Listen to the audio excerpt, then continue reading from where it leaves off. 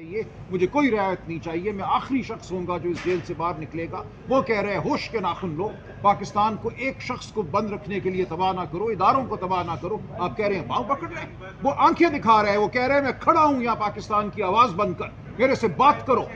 مجھے تم بند نہیں رکھ سکتے, تم پاکستان کی عوام کی آواز کو سلب نہیں کر سکتے. یہ وہ کہہ رہا ہے.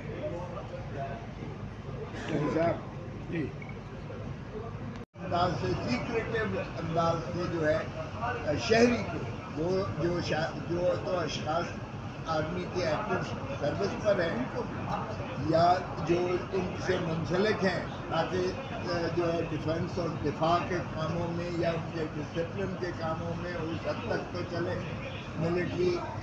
کورٹس کا تصور 1952 کے ایکٹ میں آرمی ایکٹ میں آتا ہے اور 1956 کے رولز میں آتا ہے,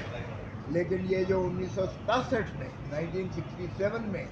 2D یہ 1 اور 2 کو شامل کر دیا گیا جس میں آفیشیل سیکریسی ایکٹ کو تصور لا کر اور سویلین یا ان کو بیچ میں ڈالا گیا, اور ایف بی علی کے کیس کی انہوں نے بڑی خوبصورتی کے ساتھ جو ہے وہ ڈسٹنکشن کی کہ ایف بی علی کا ایک تو یہ ہے کہ صرف اس کی جو ہے آرڈیننس کی کانسٹیٹیوشنلٹی کی حد تک وہ اس کو انہوں نے جواز دیا تھا, لیکن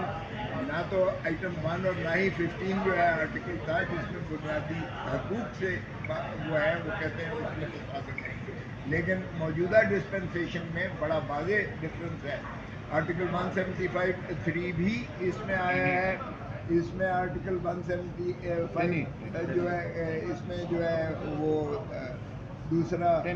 10A بھی آیا ہے جس میں ڈیو پروسیس آف لا اور جسٹس کا کانسیپٹ ہے. یہ پہلے نہ تھا 1962 کے آئین میں, یہ چیزیں یہ شکیں موجود نہ تھیں. اس کی جو کسوٹی پر اگر پرکھا جائے تو یہ ملٹری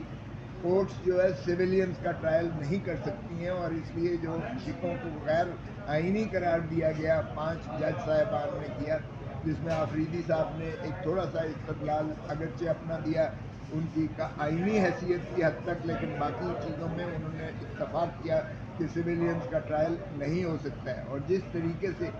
ان میں سے 16 اشخاص کو جو 300 ایف آئی آر نمبر 96 جس کو بٹا 24 ہے, اس ایف آئی آر میں 300 ملزمان کو جو ہے رکھا گیا تھا, اور اس میں سے صرف 16 کی بندربانٹ کر کے اٹھا کے وہ فوجی عدالت میں ان کو بھیج دیا گیا. اس میں بھی کوئی ایسی تفریق نہیں کی گئی کہ ان میں سے 16 کو کیسے آپ نے چنا ہے اور کس کسوٹی پر آپ نے یہ ترازو یہ بندربانٹ کی ہے. تو بڑا واضح طور پر آج جو ہے یہ چیزیں سامنے آئیں کہ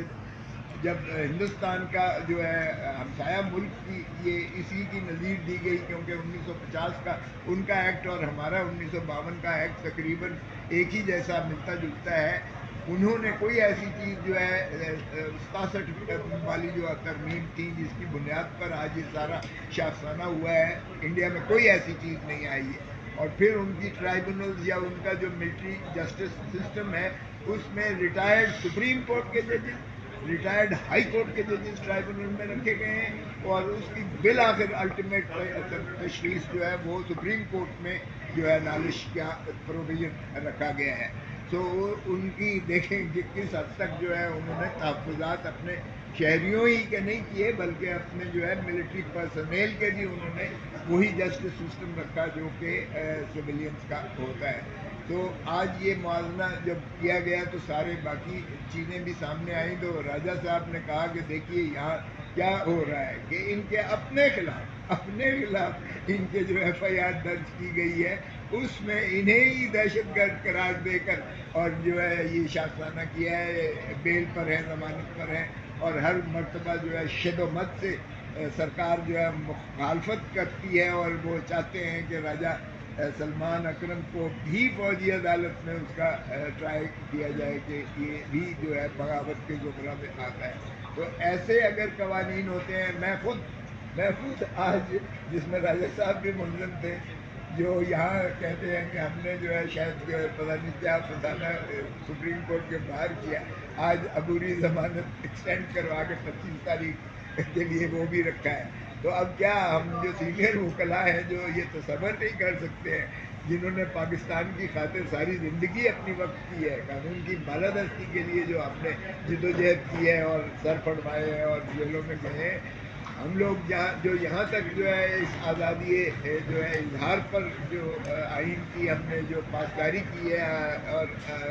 دھرتی ماں کا ہم نے تحفظ کیا ہے، اب ہم بھی دہشت گردوں کے زمرے میں آ جاتے ہیں، تو یہ فسطائیت کی انتہا ہے جس میں اس دور سے ہم گزر رہے ہیں۔ لیکن یہی بات باور کروائی گئی سپریم کورٹ کے ججوں سے کہ آج ایک ایسا ڈیفائننگ مومنٹ ہے پاکستان کی تاریخ میں، آج سبھی آپ ہی کی طرف دیکھ رہے ہیں کہ آپ اس ملک میں جو ہے قانون کی بالادستی، آئین کی جو ہے